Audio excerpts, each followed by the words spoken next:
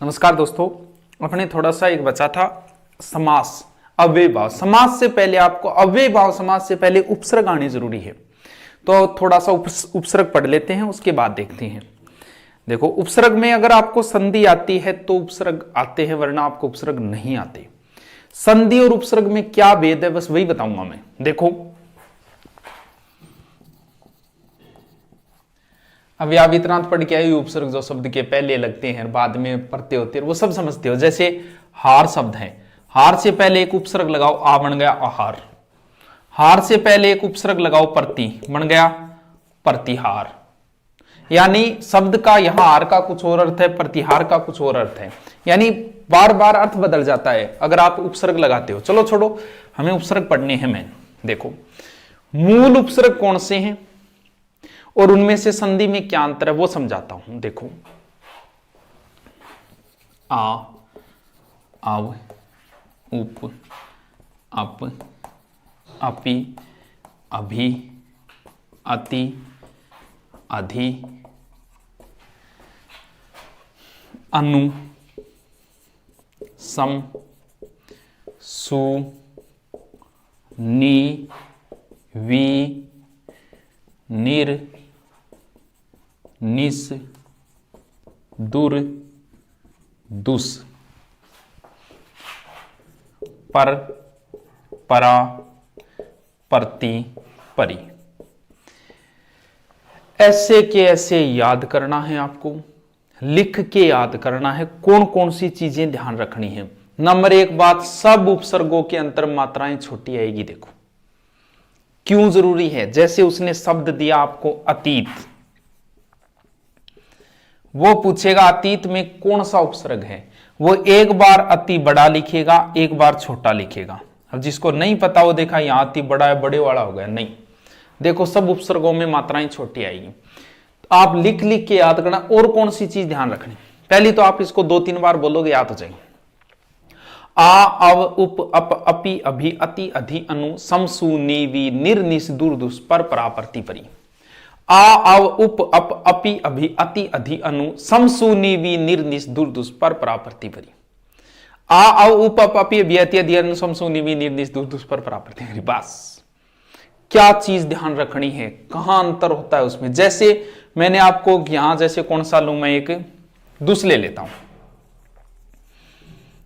लिख के याद करना क्यों जरूरी है, आप ध्यान रखो कि दुस उपसर्ग होता है सह में, ये सह होता है दुस में, क्योंकि वो आपको एक शब्द देगा दुशासन। वो पूछेगा दुशासन में कौन सा उपसर्ग है।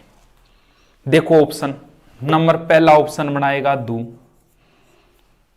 दूसरा ऑप्शन बनाएगा दुहु विसर्ग लगा के, तीसरा ऑप्शन बनाएगा दु और यही सह लिख देगा जो यहां लिखा हुआ है, चौथा ऑप्शन बनाएगा दुस। अब आपको पता है कि दुस ये होता है। कुछ बच्चे तो दू करके आ जाएंगे। संधि और उपसर्ग में कहां अंतर है, इसमें संधि विच्छेद होगा, आपको बताया सह कंटिन्यू एक विसर्ग होता है संधि के अंदर, दुहु प्लस शासन। तो कुछ बच्चे संधि के आधार पर इसको ये करके, ये तो संधि है। उपसर्ग देखो, मैंने इतने उपसर्ग बताए, इसमें कहीं दू वाला उपसर्ग बताया क्या, इसका मतलब दू नहीं होता, दुस होता है। सह भी कौन सा, भले यहां ये सह दे, ये सह वाला उपसर्ग होता है दुस। यानी उपसर्ग और इसमें क्या अंतर है, ये गौर करने वाली चीज है। यहां दुस उपसर्ग है, ना कि दू। दू तो संधि विच्छेद है। संधि और उपसर्ग में बस इन शब्दों में थोड़ा सा अंतर आता है और कहीं नहीं आता। और देखो, जैसे उसने आपको शब्द दिया दुश्चरित्र, दुश्चरित्र, वही ऑप्शन होंगे उसके। पहला दू देगा, दूसरा दुह देगा, तीसरा दुस यही सह दे देगा, चौथा दुस ये। अब लिख के याद किया तो आपको पता है कि कौन सा उपसर्ग होता है। ये उपसर्ग नहीं होता, ये संधि है। इसका मतलब ये है, कोई समस्या नहीं है। और देखो,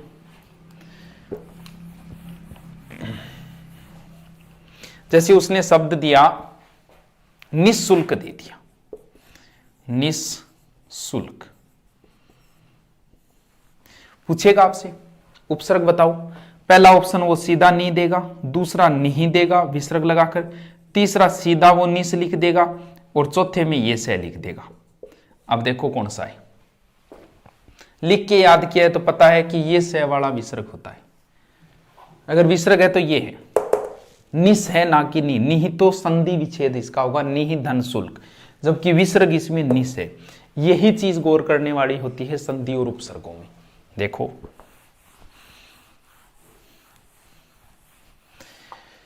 एक बार आपने रट लिया, अब एक एक दो दो इसको देखते हैं किस तरीके से, क्या पूछने का क्या तरीका होता है। हमेशा ध्यान रखना, जब भी आपसे उपसर्ग पूछे तो आप मूल शब्द देखो, मूल शब्द निकाल के ही ध्यान करो कि उपसर्ग है कि नहीं।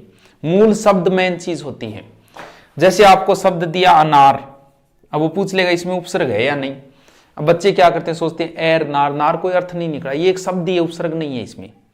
मूल शब्द भी कुछ ना कुछ बचना चाहिए। जैसे पिछली बार ऐसा ही में आया, वो पिछली बार आया था अप्रत्याशित, अप्रत्याशित उसने पूछा, ऐसा ही 2011 में आया था। अप्रत्याशित में मूल शब्द क्या है, 90% बच्चों का गलत हुआ था। चलो इसमें निकालते हैं हम, मूल शब्द निकालते, कई बार शब्द पूछ लेता है वो। पहले निकला ए, पीछे बचा प्रत्याशित, निकाल दिया। प्रत्याशित तो फिर एक उपसर्ग है, वही निकाल दो। अब देखो मूल शब्द निकालना क्यों जरूरी है, वो पूछेगा प्रत्याशित में कौन सा, बच्चे ये प्रे बाहर निकाल लेते हैं, बोल जी प्रे उपसर्ग है, क्यों उपसर्ग तो है प्रे। लेकिन आप पीछे मूल शब्द ध्यान करो कि मूल शब्द सही बच रहा है कि नहीं। त्यासित शब्द बचा, त्यासित तो कोई शब्द नहीं, और भी आएंगे उदाहरण ऐसे बताऊंगा। मूल शब्द हमेशा ध्यान करो, कोई ना कोई शब्द के उपसर्ग जुड़ेगा। यानी यहां उपसर्ग है प्रति, पीछे शब्द बचा आसित। लगभग 90% बच्चे इसमें करके आए थे मूल शब्द आसित है, लेकिन यहां आसित मूल शब्द नहीं, इसमें एक प्रत्यय और जुड़ा, वो बाहर निकालोगे तभी मूल शब्द मिलेगा आपको। यहां मूल शब्द है आशा, आशा प्लस इत हो गया आसित। मूल शब्द आशा है ना कि आसित। ये बहुत अच्छा क्वेश्चन था, ऐसा ही 2011 का। चलो मिटाते हैं। अब देखो हम नॉर्मल एक एक दो दो उदाहरण देता हूं, आप निकालोगे, निकालते जाओगे, आराम से सोल्व हो जाएंगे। भी मैं कोई आपको पूर्ण रूप से नहीं बता रहा, ट्रिक बता रहा हूं। भी ट्रिक है ये, आराम से आपके समझ में आएंगे। अब आप किताब पढ़ोगे समझ में आ जाएंगे भी अंतर क्या है, वो बताए। ये बस रटनी है आपको। आ उपसर्ग में कोई समस्या नहीं, सीधा सीधा शब्द बाहर आएगा। आ जन्म है, आ मरण है, जैसे आ जन्म है, सीधा शब्द बाहर आएगा। आ शब्द बाहर आ गया, पीछे मूल शब्द बच गया। औ में कोई समस्या नहीं है, जैसे अवगुण है, सीधा शब्द बाहर आएगा। उप में भी कोई समस्या नहीं, जैसे उपवन, सीधा सीधा शब्द बाहर आएगा। एक शब्द है जैसे उपन्यास, पूछ लिया कि उपन्यास में मूल शब्द क्या है, तो बच्चे ने सोच लिया कि ये न्यास मूल शब्द है। न्यास नहीं है, न्यास में फिर एक उपसर्ग है। एक शब्द के अंदर दो उपसर्ग भी हो सकते हैं। यहां देखो उप निकालने के बाद न्यास बचा, न्यास में फिर एक उपसर्ग है नी, मूल शब्द यहां है आस ना कि न्यास। हमेशा मूल शब्द पे ध्यान दो कि मूल शब्द क्या है, उसमें कोई ना कोई शब्द के उस उपसर्ग जरूर जुड़ा हुआ होगा। देखो एक मिनट,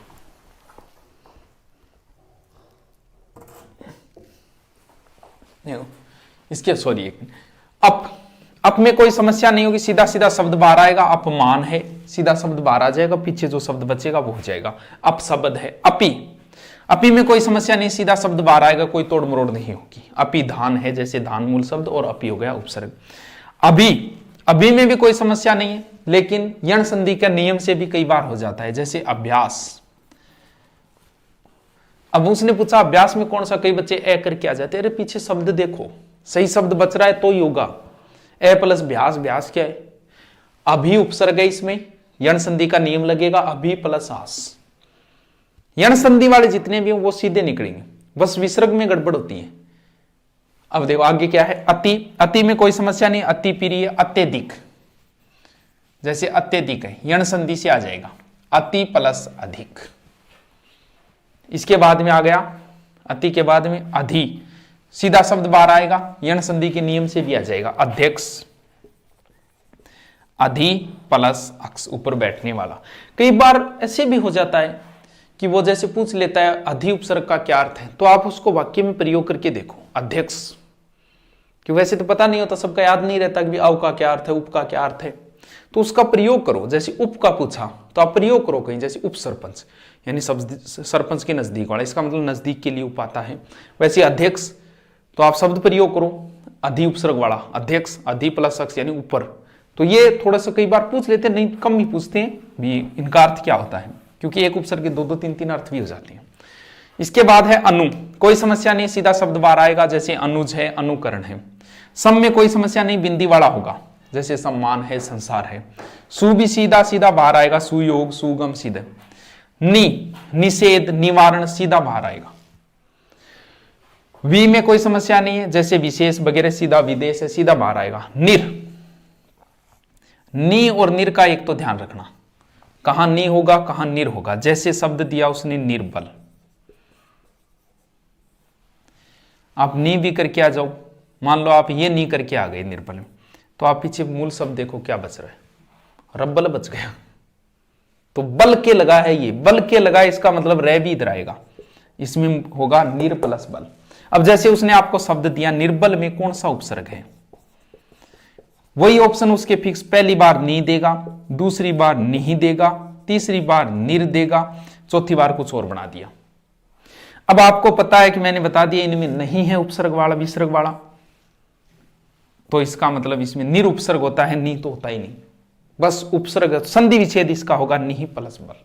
तो ये थोड़ा सा अंतर है संधि और उपसर्ग में, और कोई अंतर नहीं है। इसके बाद दुर है, दुर में कोई समस्या नहीं है, सीधा आ जाएगा। दुर्गुण हो गया, जैसे सीधा बाहर आएगा, वो संधि वाला मत करना, संधि होगा दु दनगुण, और उस हिसाब से दुस का बताई दिए उदाहरण। प्र में कोई समस्या नहीं, प्रहार सीधा बाहर आएगा। परा, पराजय, पराभव सीधा बाहर आएगा। प्रति, प्रतिवर्ष वगैरह सीधा बाहर। पर्यावरण, कई बार पर्यावरण, परि से पर्यावरण, परि प्लस आवरण, तो इसमें कई बार यण संधि का नियम, यानी यण संधि वाले जो है ना उपसर्ग, वो तो सीधे यण संधि के नियम से बाहर आ जाएंगे, लेकिन विसर्ग संधि वाला ध्यान कर लेना, ये अंतर होता है विसर्ग संधि और उपसर्ग के अंदर। अब इसके बाद जस्ट आगे डाल देंगे आपका कौन सा बचा है, अबेबा, कोई समस्या नहीं। थोड़ा सा एक बार आप किताब से अभ्यास करना, मैंने थोड़ा सा ट्रिक बताया कि भी आपकी थोड़ा सा कर सको इस हिसाब से भी। पूरा डिटेल तो उपसर्ग भी 4-5 दिन लगते हैं पूरा डिटेल, लेकिन इतने से कर सकते हो अगर आपने पढ़ा है। ठीक है दोस्तों, कमेंट करके बता दें कितना समझ में आया। धन्यवाद।